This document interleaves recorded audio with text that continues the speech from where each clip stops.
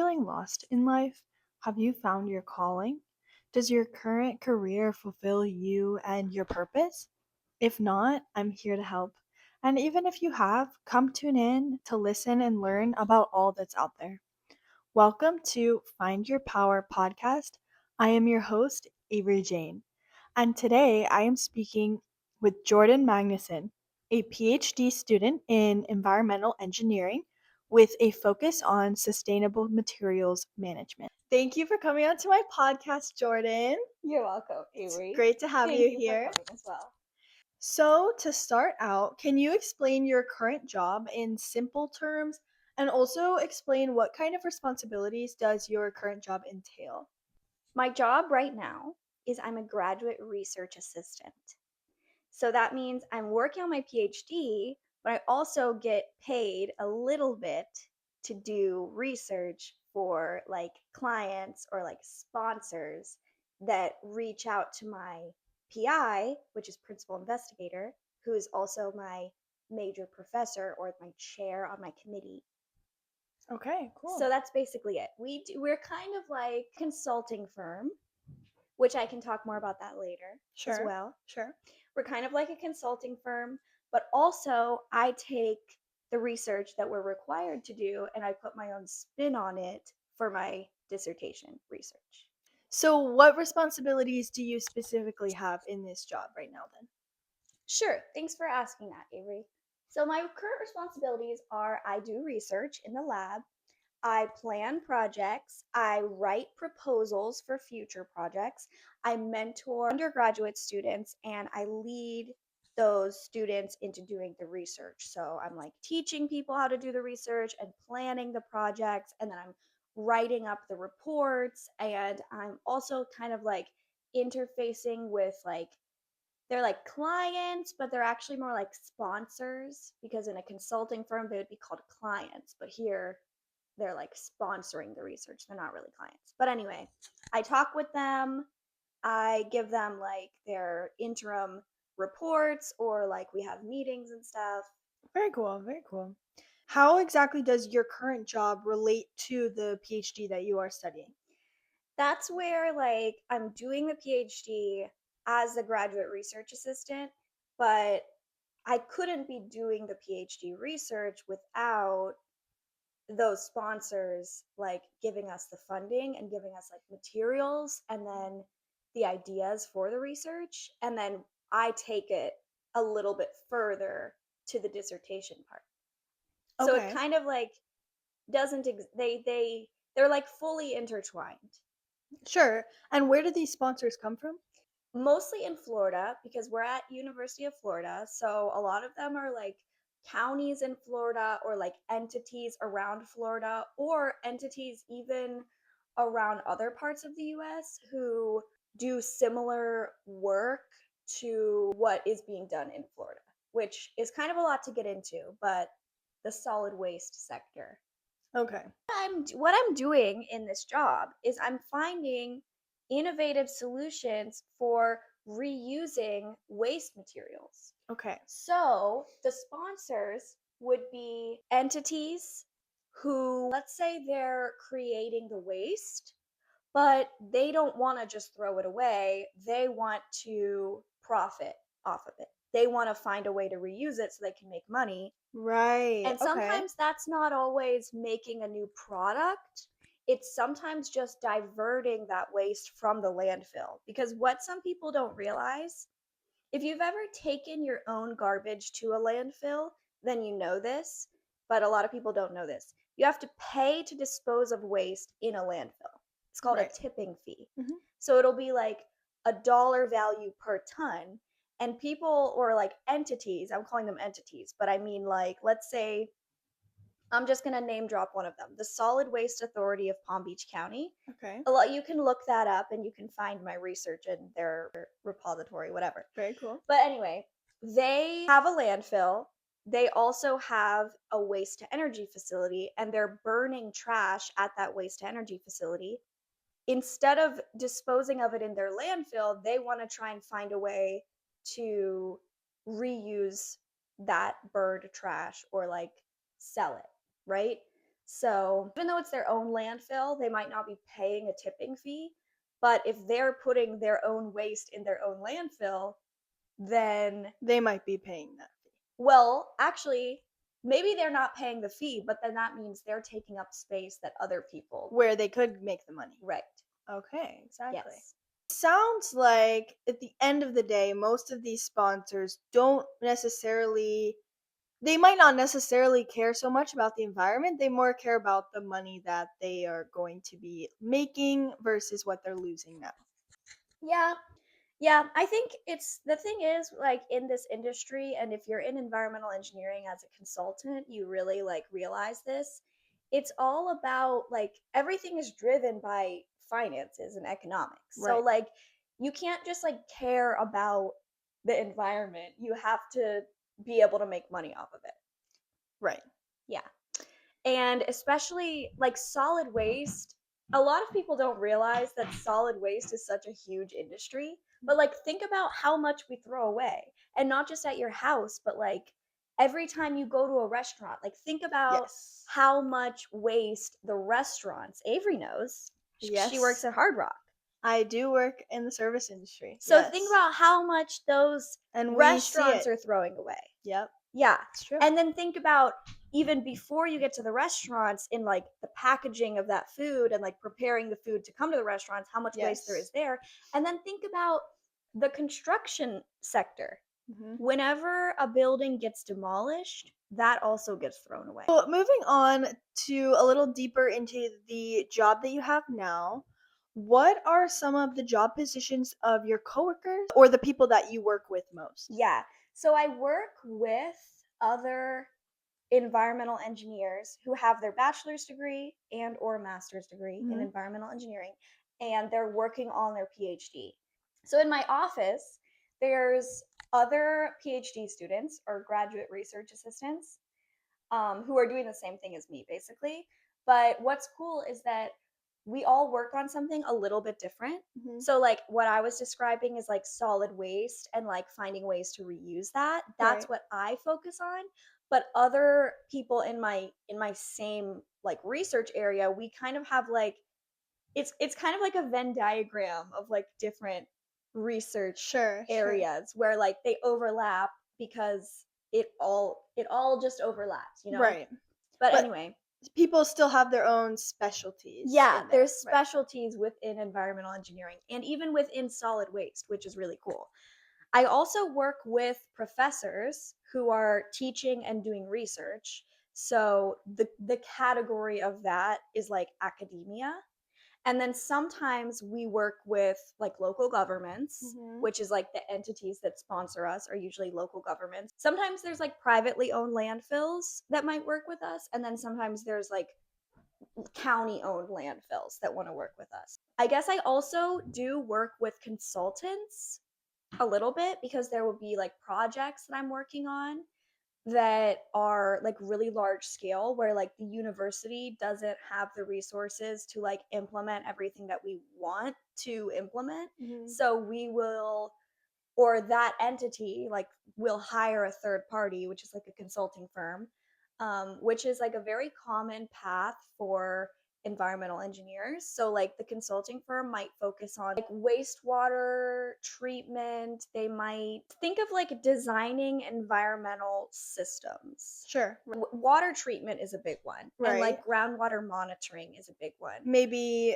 the use of solar energy Okay, might so be that actually is a a common different one. misconception. Oh. Solar, like a lot of people think of like renewable energy systems as like an Mhm. environmental engineering problem, but really environmental engineering like consultants, really what we are doing is like we're cleaning up the messes of the rest of the world. I guess instead of like renewable energy, it's like air quality control and Okay. like a lot of the consulting firms will do like monitoring. So they'll like test the groundwater or they'll test air quality or like the metals contents or like the pollutants in like soil and stuff like Mhm. that. And then they'll like think about how we can treat or like clean up or remediate those issues. Mhm. I kind of feel like that's probably something that was originally designed by environmental engineers, but at this Sure. point, it's just manufactured. So there's innovation going into it, but that would be in a different sector. Okay. So like consulting is like it's kind of like a public servant. I mean, it's not local government like public servant, but you're like you're working for people and like doing a job that needs to be done for other people. To get to this point, what schooling have you done so far? And also, how did you come across the job that you currently have? Well, I did my bachelor's degree in environmental engineering and I came across the graduate research assistantship because I was doing research while I was an undergrad. So, like some universities offer undergraduate research positions, which is Right. really cool. A lot of them are like volunteer based, but sometimes you can get paid. In Mhm. our lab, you start out volunteering and then like later on you can get paid. But I was working with other PhD students, other graduate students, and I just really liked the work and I felt like I was kind of good at it. So I decided to stay. But I feel like I wouldn't have learned about the opportunities in like environmental engineering in particular for Mhm. graduate research if I hadn't done undergraduate research. Right. Okay. Yeah. Yeah. And then I also got my master's degree while working on my PhD, which is like a really cool thing that not all departments offer, but I was able to do it because in our department, you actually don't need to take that many courses to get Okay. your PhD. You need to take more courses to get your master's degree. Mhm. The PhD takes a long time because you have to get credits, like research credits, Sure. like course credits, but Mhm. you don't have to take classes. You can Right. actually just like register for doing research. Okay. Yeah. So I will like that's why like my job is graduate research assistant and I get paid for that. Mhm. But also I do a lot of work that is like unpaid because it's technically for credit. Right. So it's like for my PhD credits. Mhm. So anyway, while I was doing the PhD, which I'm still in, I just took extra courses Mhm. and then I had enough classes to graduate with my master's degree. Okay. So I just graduated with my master's degree, but the whole time I was still doing my PhD. So that's how I have both my bachelor's and my master's degree. And that's like I feel like that's a very unique thing that is offered Mhm. in not a lot of departments because one fear I or like one issue around that is that since I have my job, like my research Mhm. position, and I had it the whole time that I was taking classes. One concern I think and why some departments wouldn't offer the like mastering part of it is that some people might want to master out, which means they're getting paid for the PhD work, then they just do enough work to get their master's degree and they leave early, Mhm. which is like you're kind of letting everyone down if you do that Right. and you're just leaving with the master's degree, which is still hard but is arguably like easier to achieve than the PhD. Right. You're not going all the way like you said you might. Yeah. Right. So then, is this the career path that you wanted to go on in middle school and high school? That's a great question, Avery. I didn't know what an environmental engineer was Mhm. until probably like my sophomore year of college. Right. So, absolutely no, I did not want to do this when I was in middle school and high school. I wanted to go into like creative writing or English or something like that. And then, like halfway through high school, I wanted to do something with environmental science. And then I kind of didn't even know environmental engineering was a thing Mhm. until I took a tour of University of and then I realized, Right. okay, let's do that. Um, because I had like AP math and stuff. Sure. What's actually really cool that I tell people who are like freshmen, sophomores Mhm. in college, because like I said, I like work with undergraduates, is I have some students who say they want to do something with writing or they like writing. It's Mhm. really interesting seeing like some people who start in engineering hate writing and they want to do it because they never want to write anything ever again. Oh, right. Uh-huh. But some engineers like me really like writing. And that's actually very, very important as a skill because think about it, like you have to be able to communicate science to Right. everybody. Mhm. It's not just for other scientists. So it's Exactly. obviously like it's easy for scientists to understand other scientists if they're like well informed in that field, but you Mhm. have to be able to explain your work to scientists in other fields and like everybody. And trust me, I could do a better job of explaining it, but this isn't the platform for that. Right. I wanted to be a writer. Then I wanted to be an engineer, whatever that was. Mhm. And then when I realized what graduate school and like academia and doing your PhD was, I wanted to do that because it actually is a lot of writing. Like I Right. said, I have to plan projects, I have to write grants, proposals, reports. I also write like scientific papers that are for mostly for other scientists. Um but they're really fun to write and it's like it's a new challenge. It's not creative writing, it's scientific writing, Yeah. which is like something completely different. But you have to learn how to do that. And you have to be good Exactly. at scientific writing and you also have to be good at like scientific writing for like the lay person audience, like for everybody. Sure, yeah, Which exactly. sometimes you'll hear about like technical journals. Mhm. So that's more for like a broader scientific community and those are also really fun to write, like article technical journals. Very cool. So, if you wanted to be a writer, and you did say that you kind of were introduced into the environmental engineer world as you got the tour for college, but what kind of influenced you to go from the writing route into environmental sciences? Yeah, that was when I was in high school and I took the environmental science class.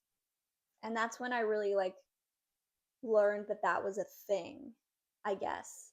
Like I don't know, I feel like when people think about science and engineering, it's like science in a lab, like chemistry. I wasn't really interested in like chemistry and like doing like science experiments, like that sort of thing.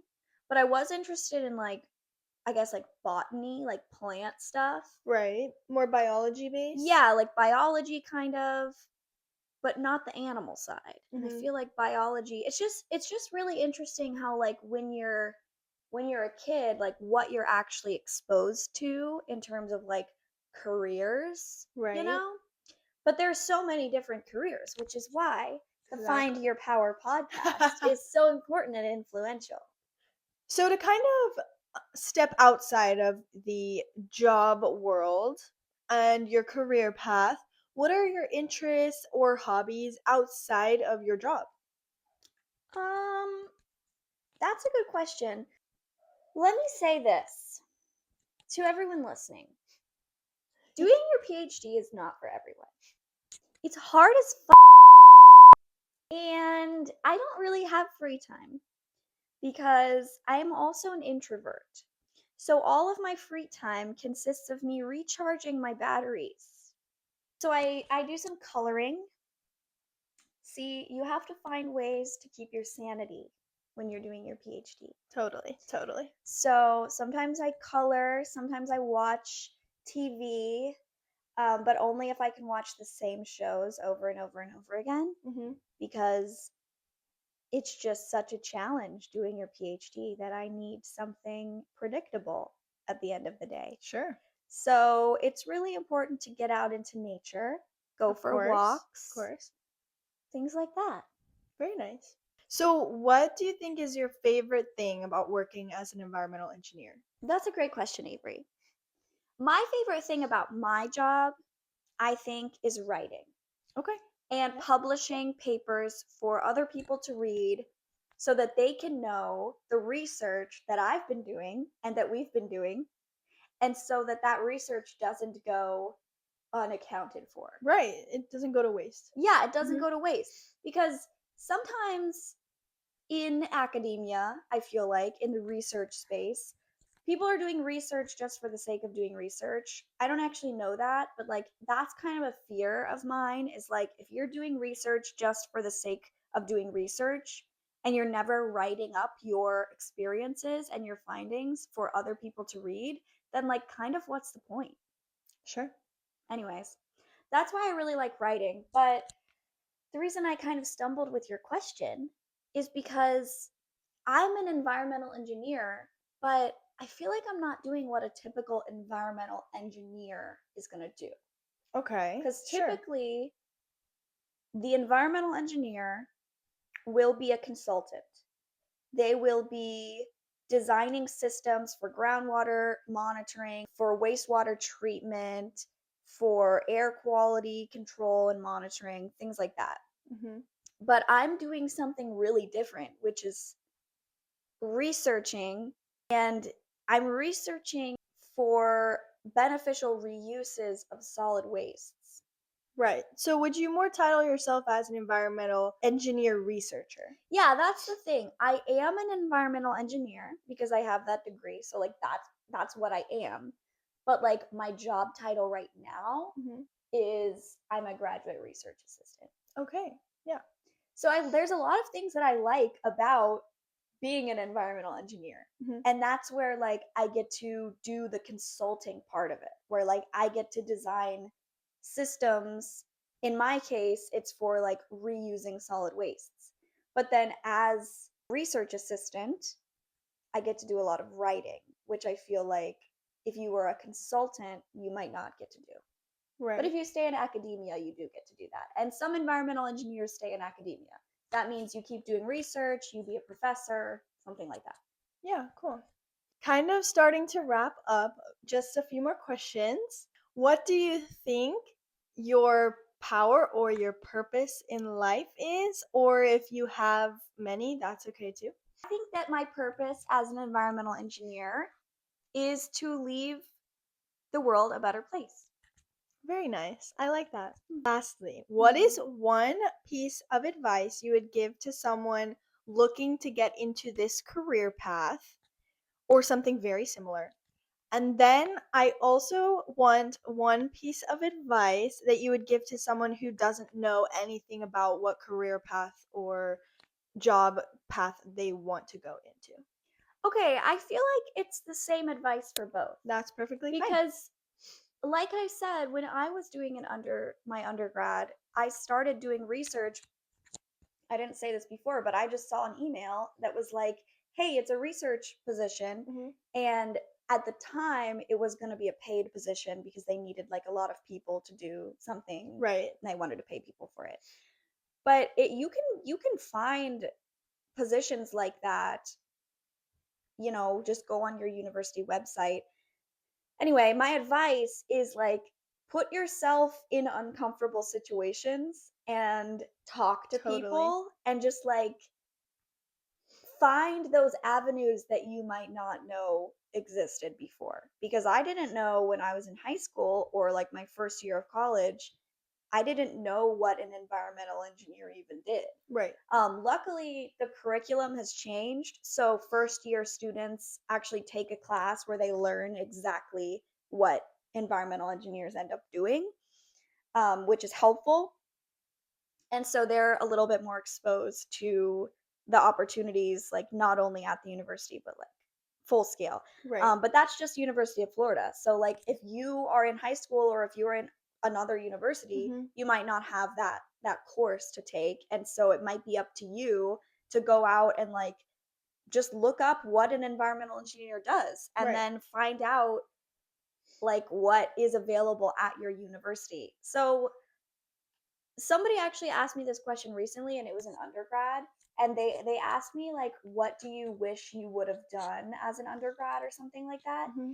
And so to that question I told them I wish I wouldn't have wasted my time doing clubs, which I feel like is a controversial take, but you can't give 100% to multiple things. Right. So I think that when you're in an undergrad, you're like encouraged to like, oh, be in a bunch of clubs, like meet people and figure out what you want to do. But I didn't find that helpful. No? No, I didn't find that helpful. And I think some people, they want to be like, you want to be in a club, and then you want to have like, you want to be on the e-board of the club, you want to be like treasurer or whatever, Right. but that takes a lot of time. And then the payoff like might not actually be that beneficial for you. It might just be something to put on a resume, but might not teach you anything. Whereas if you go volunteer in a lab, you might actually learn a lot and then meet people and be able to ask them questions, and like you're basically put yourself in situations where like you are the situation is going to be what you want to get out of it. If you're just going to surround yourself with other people in a club who are like-minded, that's awesome, you're going to make a lot of friends, like that's great for you. But you could also go to somewhere else where there's people who know a lot more than you and who you can learn from, and ask them questions and like truly learn what your opportunities might be. Totally. And that is something that we are doing now in 2026. Stepping out of our comfort zone. Stepping out of your comfort zone is really hard. Totally. It's not for everyone. No, it's not. But I think it's the only way to grow and change. If you want to change, then you have to make a change. If you're comfortable where you're at, then that's fine. But if you want something different for your life, or you want more for your life, it's something that you're going to have to do. You're going to have to make a change, and you're going to have to step out of your comfort zone. Yeah, but here's some more advice. You got to know like who you are. It's very true. Yeah, that's something that's very important. And maybe I'll make a whole nother episode and I can have you on another episode talking about self-awareness and learning who you are. Should we do that? Yeah. Okay, well, that about wraps up the questions I had for you today. All right. Thank you so much, Jordan, for being on my podcast today. And we will definitely talk again soon and have another episode. I sure hope so. And thank you guys so much for listening and tuning in today. If you're feeling stuck right now, it's not a forever thing. Like I always say, you're not alone. Everyone has gone through stagnant moments and times in life, and they have gotten through it just as you will. Tune in every Thursday to listen or watch on YouTube and Spotify. I am also now on Apple Podcasts, Amazon Podcasts, and Audible for audio only. Make sure to check out the Instagram or TikTok at findyourpower_podcast, and feel free to DM me on either platform as well. Thank you guys again so much for tuning in. I appreciate you all so much for being here. If you enjoyed, please rate the podcast 5 stars on Apple or Spotify. Leave any comments or reviews. Subscribe to the YouTube channel if you are listening through there. It really helps the podcast grow. And also, if you have a family member or a friend that you think could benefit from this episode or the podcast in general, please send this to them. We don't gatekeep here. And they might thank you later. And lastly, if you would like to be featured for an interview, you can send me an email with the email linked in the description of the podcast, or shoot me a DM on Instagram and we could chat there as well. I will talk to you guys again soon, and Happy New Year. Don't forget, we will find your power. I'm cutting that.